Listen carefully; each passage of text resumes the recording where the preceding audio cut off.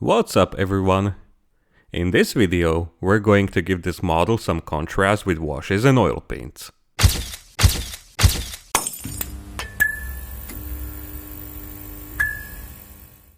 Let's start by applying washes. I decided to use this 10-year-old vintage dark wash from MIG Productions and much younger enamel thinner from Wilder. Fill the palette and let's get this show on the road. I started by outlining this gun fixture. It has a lot of detail that will get me into the flow of this technique quickly. I tried to keep the application precise, because it will save me time later. The large side hatch was almost completely invisible before. This step will make it pop out. Same goes for this fuel tank cover. I had problems finding it before, but not anymore, thanks to this step. I believe it's really important to pick a correct wash color for your tank. You cannot go wrong with dark brown on green vehicles.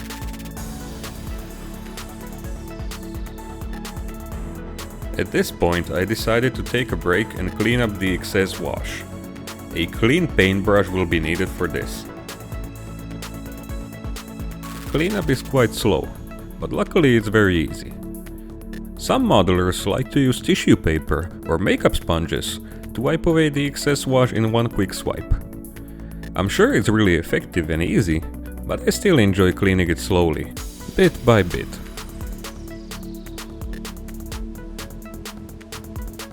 I also like to take my time with this technique because this is when I start to understand the model's surface, which will help me decide how I'm going to apply the upcoming weathering techniques.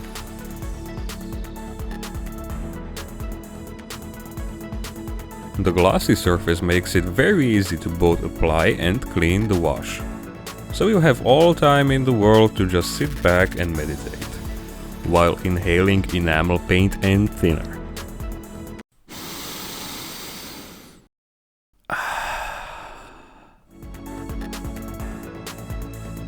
Okay, now I can add more. This ball mount has a physical gap that won't hold the paint. I'm going to use oil paints to fix this later. Weld seams are details that absorb washes very gracefully. It's satisfying to watch your work come to life during this process. I usually try to make the finish look clean and sharp. You can create streaking effects and stains during this process, but I like to make them much later.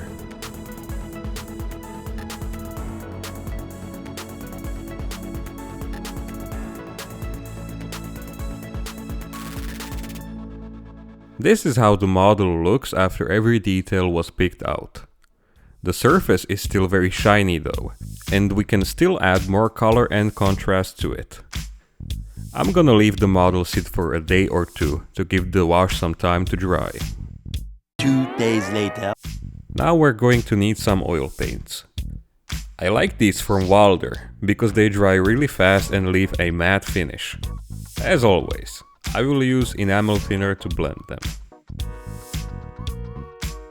It's best to start with brightest colors, because they are not as powerful as darker tones. You should be a bit careful with white though, because too much will make the surface look bleached and dull.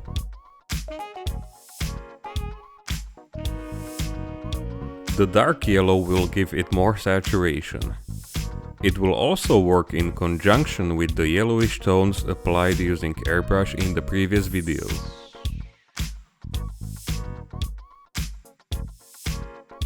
This vivid green will serve a similar purpose.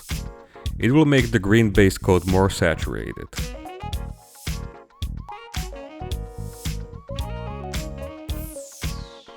Olive green looks almost the same as the base coat, so it will help to reduce contrast between green and dark brown areas. Brown will compensate the bright paints like white and yellow.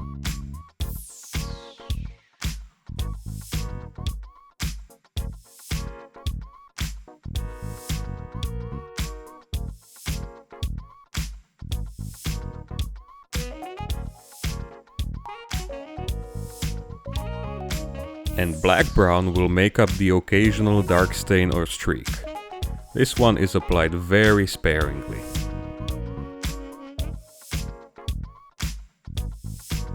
And now for blending.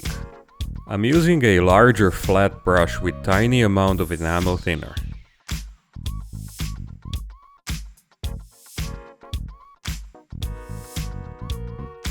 Note how I'm trying to trace the shape of the ball to make the paints run from top to bottom.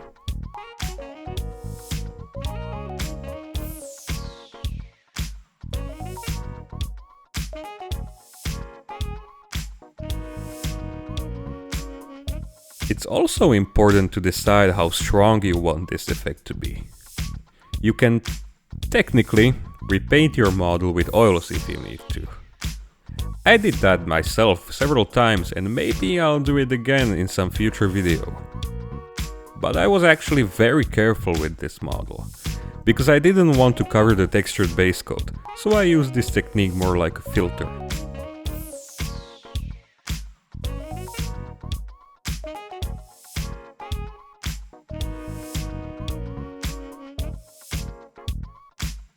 It also helped me to understand how other effects, like dust and rain marks, should run down the sides of the tank.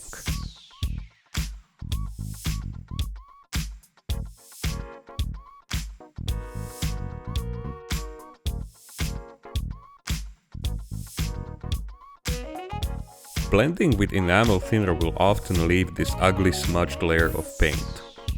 Luckily, this is easy to fix. Just take a completely dry soft brush and blend it like this.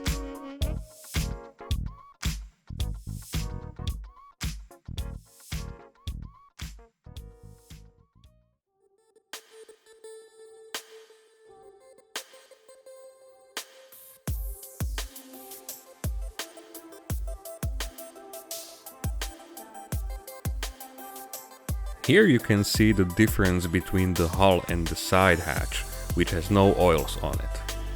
Let's fix that now. I'm again trying to follow the shape of the hatch while blending.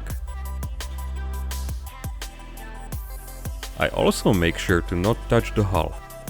Doing so would leave a nasty stain.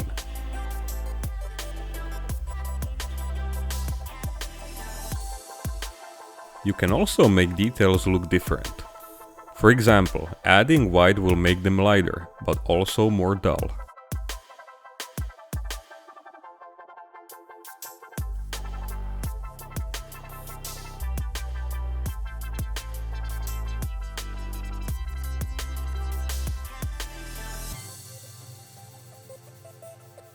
It's best to blend oils on gun barrels in up and down motion, but you should avoid the zebra effect. This means a surface with very visible stripes made by poorly blended paint.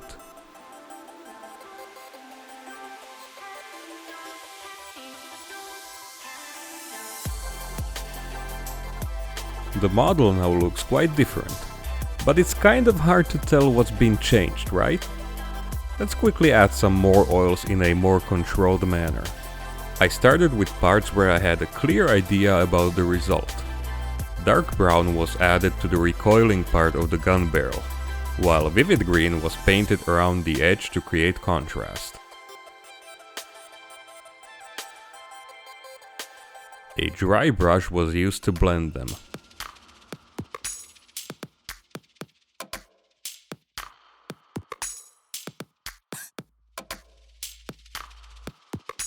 Dark brown was also painted around the ball mount. This will create a fake shadow and make it pop on the model, but it will also represent a slight grease residue from the bearing mechanism inside the gun fixture. Boom! What up? Remember this gap that couldn't hold wash? Problem solved. I also wanted to add more contrast to the side hatches, but I didn't want to go over the top, so I kept this effect quite subtle, and who knows, maybe it will disappear once the model is finished. We'll see. A fake shadow was also added under the headlight. And because I didn't want to go too crazy with this, I decided enough is enough. So, the model now looks like this. Like I said, we can go much heavier if we want to, but this vehicle is just so alien to me, I didn't know what will work and what will not. So I simply played it safe and went with less. The model is now ready for my all-time favorite technique, chipping. Thank you all for watching, and I'll see you mates in the next one.